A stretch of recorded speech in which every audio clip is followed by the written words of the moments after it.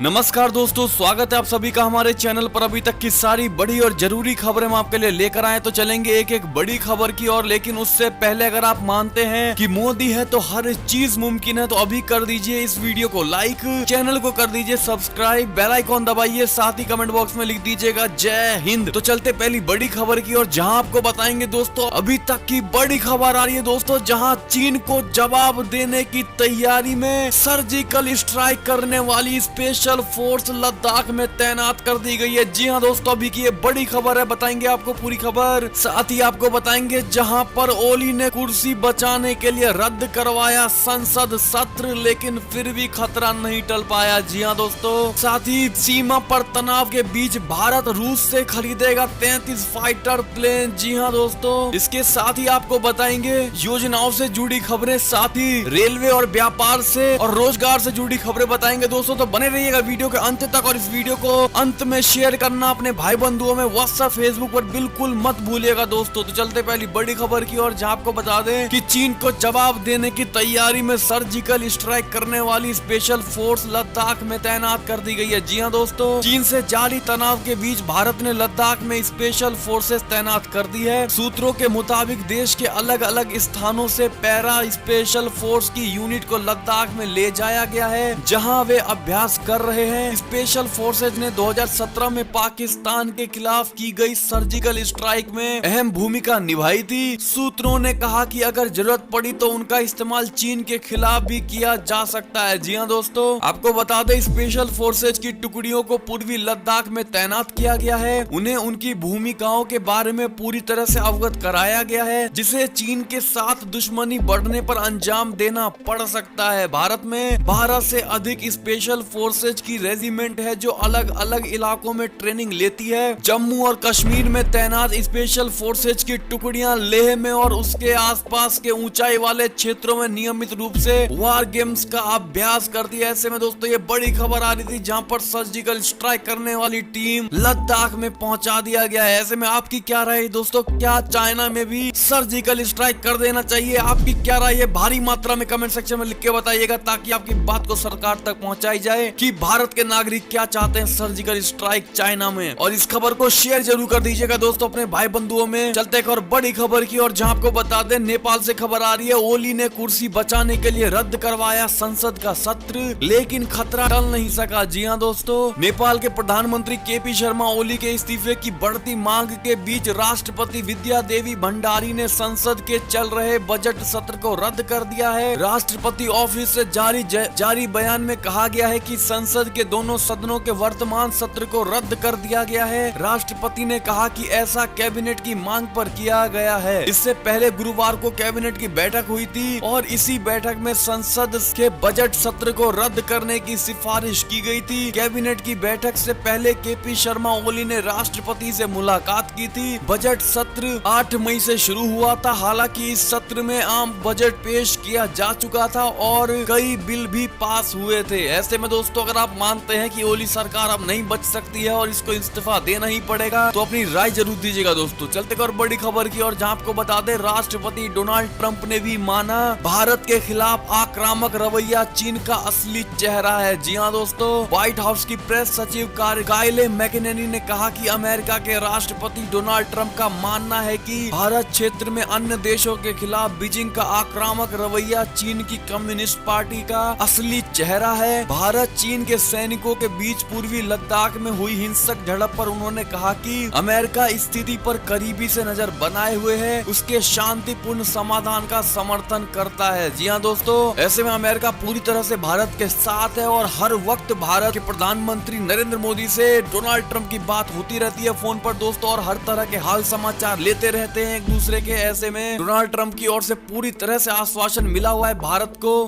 को जरा भी पीछे नहीं हटना है। ऐसे में आपकी क्या राय है दोस्तों, और आप अपने सैनिकों के हौसले को बढ़ाने के लिए किस प्रकार से राय देना चाहेंगे, कमेंट सेक्शन में लिखना मत भूलिएगा। चलते कर बड़ी खबर की और, जहां आपको बता दें सीमा पर तनाव के बीच भारत रूस से खरीदेगा 33 फाइटर प्लेन, पुतिन ने की प्रधानमंत्री मोदी से बात। जी हां दोस्तों, आपको बता दें लद्दाख में चीन के साथ तनातनी के बीच भारत ने रूस के साथ 33 लड़ाकू विमान खरीदने का फैसला किया है। इसके तहत 21 मिग 29 और 12 सुखोई 30 MKI फाइटर एयरक्राफ्ट खरीदे जाएंगे। जी हाँ दोस्तों, ये अभी तक की बड़ी खबर थी। साथ ही आपको बता दें कि चीन के साथ सीमा पर तनाव के बीच गुरुवार को प्रधानमंत्री नरेंद्र मोदी ने रूस के राष्ट्रपति व्लादिमीर पुतिन से फोन पर बातचीत की है। इस दौरान पीएम मोदी ने द्वितीय विश्व युद्ध में जीत की 75वीं वर्षगांठ पर आयोजित समारोह की सफलता और रूस के संविधान में सफलता पूर्वक संशोधन करने को लेकर रूसी राष्ट्रपति पुतिन को बधाई दी। जी हाँ दोस्तों, साथ ही पुतिन ने भी सभी क्षेत्रों में दोनों देशों के बीच स्पेशल और प्रिविलेज स्ट्रेटेजिक पार्टनरशिप को और मजबूत करने की प्रतिबद्धता जताई है। प्रधानमंत्री मोदी और रूसी राष्ट्रपति व्लादिमीर पुतिन के बीच ये बातचीत उस समय सामने आई जब कोरोना वायरस का प्रकोप और भारत चीन सीमा पर तनाव जारी है। चलते और बड़ी खबर की ओर, जहां आपको बता दें कि हांगकांग के मुद्दे पर चीन ने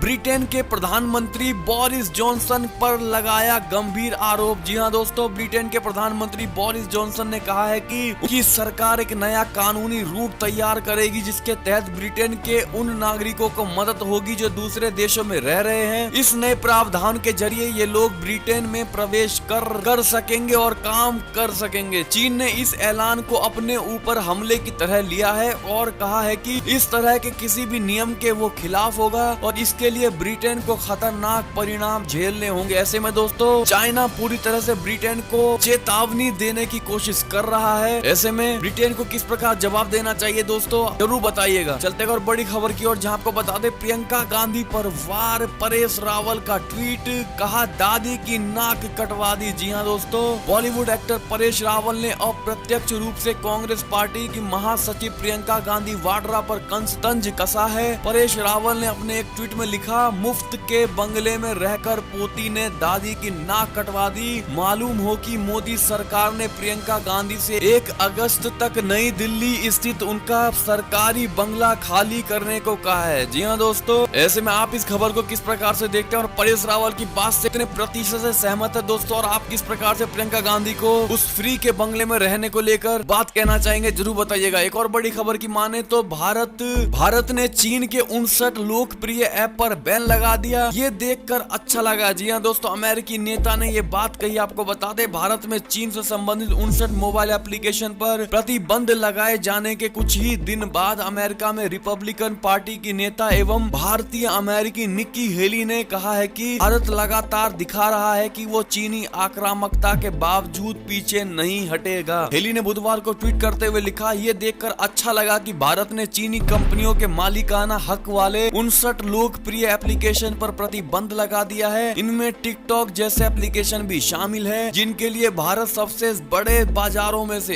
एक है। बताते चले कि चीन से संबंध रखने वाले एप्लीकेशन पर प्रतिबंध लगाए जाने के भारत के फैसले का अमेरिकी विदेश मंत्री माइक पोम्पियो ने भी स्वागत किया था। ऐसे में दोस्तों, बहुत से देश भारत के साथ आते हुए दिखाई दे रहे हैं और आप लोगों ने अभी तक चाइना के एप्लीकेशन को अपने फोन से डिलीट किया है या नहीं दोस्तों, जरूर बताइएगा कमेंट सेक्शन में लिख के, और आपने कितने लोगों के डिलीट करवाए हैं वो भी जरूर बताइएगा। चलते और बड़ी खबर की ओर, जहां आपको बता दें कि राजनाथ सिंह का लद्दाख दौरा स्थगित कर दिया गया। जी हाँ दोस्तों, सेना अध्यक्ष संग हालात का जायजा लेने जाने वाले थे। जी हाँ दोस्तों, रक्षा मंत्री राजनाथ सिंह का लद्दाख दौरा स्थगित हो गया है। ये शुक्रवार को सेना प्रमुख जनरल MM नरवणे के साथ लद्दाख जाने वाले थे। लद्दाख में रक्षा मंत्री को चीनी सेना के साथ सीमा पर गतिरोध के मद्देनजर भारत की सैन्य तैयारियों का जायजा लेना था। अब उनके कार्यक्रम को दोबारा तैयार किया जा रहा है। चलते और बड़ी खबर की ओर, जहां आपको बता दें चीन ने LAC पर तैनात की मिसाइलें, 6 गुना ज्यादा सेना की तैनाती। जी हाँ दोस्तों, लाइन ऑफ एक्चुअल कंट्रोल के पार चीन ने अपनी फौजों की तादाद और ताकत दोनों में इजाफा किया है। गलवान घाटी में चीन ने न केवल अपने सैनिकों की तादाद बढ़ाई है, बल्कि जमीन से हवा में मार करने वाली मिसाइलें, एंटी एयरक्राफ्ट गनों की जबरदस्त तैनाती की है। चीन की सेना की बड़ी तादाद अक्साई चीन में खुरनाक फोर्ट पर इकट्ठा की गई है। रॉकेट फोर्स की बड़ी तादाद भी LAC के पास लाई गई है। चलते और बड़ी खबर की ओर, जहां लद्दाख झड़प पर बोले रविशंकर प्रसाद, कहा हमारे 20 जवानों ने बलिदान दिया तो चीन में ये संख्या दुगनी। जी हाँ दोस्तों, चीनी ऐप पर प्रतिबंध को डिजिटल हमला बताते हुए केंद्रीय संचार मंत्री रविशंकर प्रसाद ने बृहस्पतिवार को कहा कि भारत शांति चाहता है, लेकिन अगर कोई बुरी नजर डालता है तो देश मुंह तोड़ जवाब देने में सक्षम है। प्रधानमंत्री नरेंद्र मोदी के मजबूत नेतृत्व की प्रशंसा करते हुए उन्होंने कहा कि अगर हमारे देश में में हमारे देश ने 20 सैनिकों को खोया तो चीन में यह संख्या दुगनी है। अगर आप भी यही मानते हैं दोस्तों तो जरूर बताइएगा। चलते और बड़ी खबर की ओर, जहां आपको बता दें कि मोबाइल से चीनी एप्लीकेशन डिलीट करने पर गिफ्ट दे रही है भाजपा की विधायक। जी हां दोस्तों, चीन और भारत की आपसी तनातनी के बीच बहराइच की भाजपा विधायक और पूर्व मंत्री अनुपमा जायसवाल ने लोगों के मोबाइल फोन से चीन निर्मित तमाम एप्लीकेशन डिलीट कराने को लेकर अभियान शुरू कर दिया है। इसके तहत डिलीट किए गए प्रति एक एप्लीकेशन के बदले एक मास्क मुफ्त दिया जा रहा है, वो भी बढ़िया वाला मास्क। अगर आप मानते हैं दोस्तों कि ये भी सही तरीका है एक तरह से एप्लीकेशन डिलीट करवाने का, तो जरूर बताइएगा कमेंट सेक्शन में लिख के, या फिर लोगों के अपने आप या फिर बिना गिफ्ट के ही लोगों को डिलीट कर देना चाहिए। दोस्तों आपकी क्या राय है इस पर, जरूर लिखकर बताइएगा। चलते और बड़ी खबर की ओर, जहां आपको बता दें अर्थव्यवस्था को वापस पटरी पर लाने के लिए मिशन मोड में आई मोदी सरकार। जी हां दोस्तों, कोरोना के कारण धीमी हुई अर्थव्यवस्था को रफ्तार देने और अन्य देशों पर निर्भरता को कम करने के लिए मोदी सरकार ने मिशन मोड में काम करना शुरू कर दिया है। पीएम मोदी ने पिछले एक महीने में अलग अलग मंत्री समूह GOM की बैठकें की है। हर बैठक में प्रधानमंत्री मोदी का फोकस रहा है कि कोरोना के कारण जो वैश्विक आर्थिक संकट आया है, उस संकट को कैसे भारत अवसर में बदल सकता है और कैसे भारत आने वाले दिनों में एक आर्थिक महाशक्ति बन सकता है। जी हाँ दोस्तों, तो ये बड़ी खबर थी। ऐसे में आप में से कितने ऐसे लोग हैं जो मोदी जी के साथ हैं और हमेशा आगे भी रहेंगे, वो हमें जरूर लिखकर बताइएगा कमेंट सेक्शन में। चलते और बड़ी खबर की ओर, जहां आपको बता दें अमेरिकी चुनाव प्रचार में भारत का बोलबाला, हर कोई रिश्ते बनाना चाह रहा है मजबूत। जी हाँ दोस्तों, अमेरिका में राष्ट्रपति पद के चुनाव में डेमोक्रेटिक पार्टी के उम्मीदवार एवं पूर्व उपराष्ट्रपति जो बाइडेन ने कहा है कि अगर नवंबर में वो चुनाव जीत जाते हैं तो अमेरिका के स्वाभाविक साझेदार भारत के साथ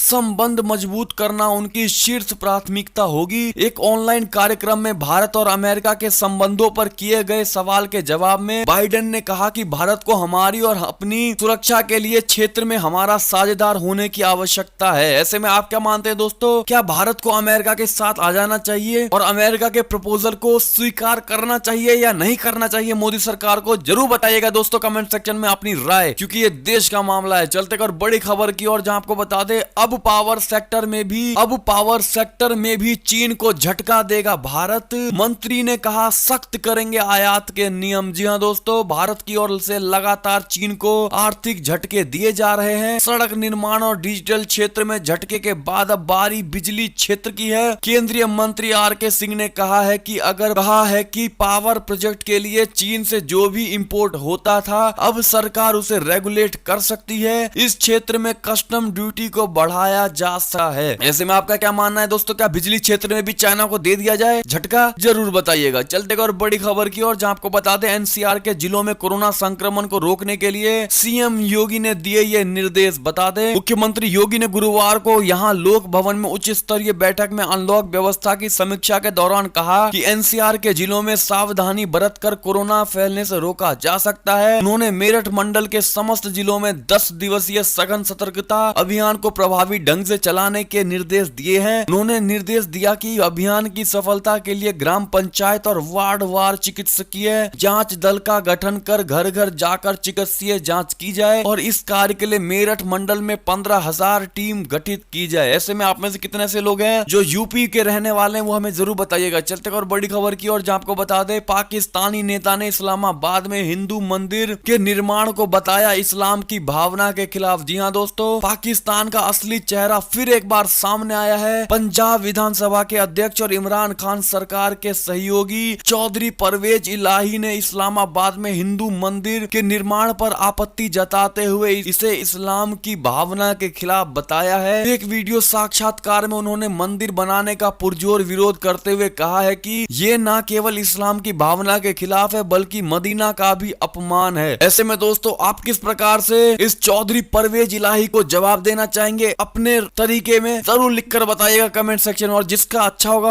हम उसके कमेंट को अगली न्यूज में दिखाएंगे। चलते और बड़ी खबर की ओर, जहां आपको बता दें कोरोना फैलाने के गुनहगार विदेशी जमाती नहीं लौट पाएंगे स्वदेश। जी हां दोस्तों, देश की राजधानी दिल्ली के निजामुद्दीन मरकज में तबलीगी जमात के कार्यक्रम में शामिल हुए विदेशी जमातियों की उनके देश को वापसी फिलहाल संभव नहीं है। केंद्र सरकार ने यह जानकारी सुप्रीम कोर्ट में दी। केंद्र सरकार ने कहा कि इन लोगों को स्वदेश वापसी तब तक नहीं होगी जब तक उनके खिलाफ भारत में किसी भी राज्य में दर्ज आपराधिक अधिक मुकदमे की सुनवाई भारत की अदालतों में पूरी नहीं हो जाती है। ऐसे में आपका क्या मानना है दोस्तों इन विदेशी जमातियों को लेकर, जरूर बताइएगा। चलते करो बड़ी खबर की ओर, जहां एलओसी पर 20,000 पाकिस्तानी सैनिकों की नहीं हुई कोई भी तैनाती, चीनी सैनिकों की मौजूदगी से भी पाकिस्तान का इनकार। जी हां दोस्तों, पड़ोसी देश पाकिस्तान गिलगित बाल्टिस्तान में एलओसी के नजदीक 20,000 सैनिक की तैनाती की खबर को अब गलत बता रहा है। पाकिस्तान सेना ने गुरुवार को गिलगित बाल्टिस्तान में नियंत्रण रेखा यानी एलओसी के किनारे अतिरिक्त बलों की आवाजाही की खबरों का खंडन किया है। उन्होंने पाकिस्तान में चीनी सैनिकों की मौजूदगी से भी इनकार किया है, जबकि अभी ये चीनी सेना को लेकर कंफर्म नहीं है दोस्तों। लेकिन पाकिस्तान की कोई भी सेना 20,000 जो कि अब तक 20,000 सुनने में आ रहा था, वो ऐसा कुछ भी नहीं है। जो कि अब तक 20,000 पाकिस्तानी सैनिकों की तैनाती की खबर आ रही थी, जो कि पूरी तरह से झूठी बताई गई है। चलते और बड़ी खबर की ओर, जहां आपको बता दें नेपाल में सियासी संकट के बीच पाकिस्तान चीन भारत के खिलाफ रच रहे ये बड़ी साजिश। जी हां दोस्तों, नेपाल में राजनीतिक संकट के बीच चीन और पाकिस्तान नेपाल में भारत के प्रभाव को खत्म करने की साजिश में जुटे हुए हैं। भारतीय सुरक्षा एजेंसियों के अनुसार चीन नेपाल में ध्यान केंद्रित करने में लगा हुआ है, जबकि कोरोना संकट काल में मदद के नाम पर मेडिकल स्टाफ की आड़ में नेपाल में चीनी जासूस तैनात किए जा रहे हैं। ऐसे में भारत को किस प्रकार से सतर्क रहना चाहिए दोस्तों, जरूर बताइएगा। एक और खबर की माने तो 90 दिनों के बाद यूएनएससी ने पास किया कोरोना वायरस से जुड़ा पहला प्रस्ताव। जी हां दोस्तों, 3 महीने तक मतभेदों और बातचीत के बाद संयुक्त राष्ट्र सुरक्षा परिषद ने बुधवार यानी 1 जुलाई को सर्वसम्मति से कोरोना से संबंधित पहला प्रस्ताव पारित किया, जिसमें दुनिया में वैर भाव को तत्काल समाप्त करने की मांग की गई है। फ्रांस और ट्यूनीशिया द्वारा तैयार किए गए इस प्रस्ताव में उसके एजेंडे पर हर स्थिति में सामान्य रूप से और तत्काल वैर भाव बंद करने की मांग की गई है, और इस संबंध में महासचिव एवं उनके विशेष प्रतिनिधियों एवं विशेष दूतों द्वारा किए गए प्रयासों का समर्थन किया गया है। और दोस्तों, ये थी अब तक की सारी बड़ी खबरें। आशा करता हूँ आपको हमारी खबरें अच्छी लगी होंगी। अगर जरा भी अच्छी लगी है तो इस वीडियो को अपने भाई बंधुओं में व्हाट्सएप फेसबुक पर बिल्कुल शेयर कर दीजिएगा और दिखा दीजिएगा कि भारत में कितनी ताकत है एक खबर को लेकर। और दोस्तों अभी कर दीजिए इस वीडियो को लाइक, चैनल को कर दीजिए सब्सक्राइब, बेल आइकॉन दबाइए, साथ ही कमेंट बॉक्स में लिख दीजिएगा जय हिंद जय भारत। तो मिलते हैं आपसे अगली बड़ी खबर में, तब तक के लिए अपना ख्याल रखिएगा, घर में रहिएगा, लॉकडाउन का पालन करिएगा। धन्यवाद।